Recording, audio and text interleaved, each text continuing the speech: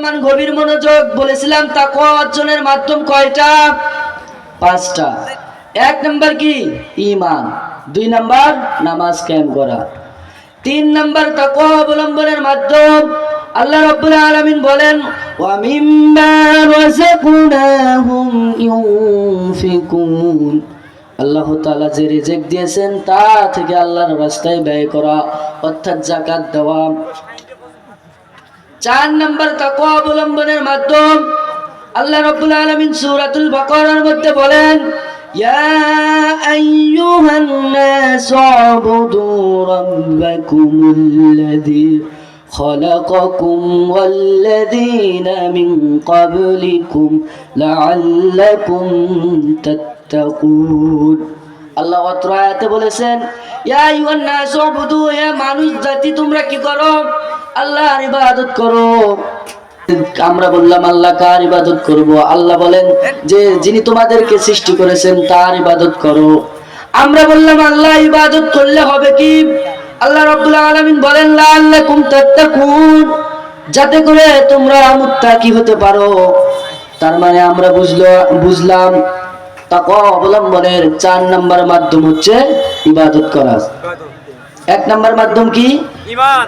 2 number নামাজ। 3 number যাকাত। 4 number ইবাদত। 5 নাম্বার তাকওয়া অবলম্বনের মাধ্যম আল্লাহ রাব্বুল আলামিন বলেন ইয়া আইয়ুহাল্লাযীনা আমানু কুতিবা আলাইকুমুস সিয়ামু কামা কুতিবা আলাল্লাযীনা মিন ক্বাবলিকুম। হে ঈমানদারগণ, তোমাদের উপর রমজানের রোজা ফরজ করা হয়েছে যেমনি ভাবে তোমাদের পূর্ববর্তীদের উপর রমজানের রোজা ফরজ করা হয়েছে। আমরা বললাম আল্লাহ আমরা যদি রোজা রাখি তাহলে আমাদের লাভ কি হবে?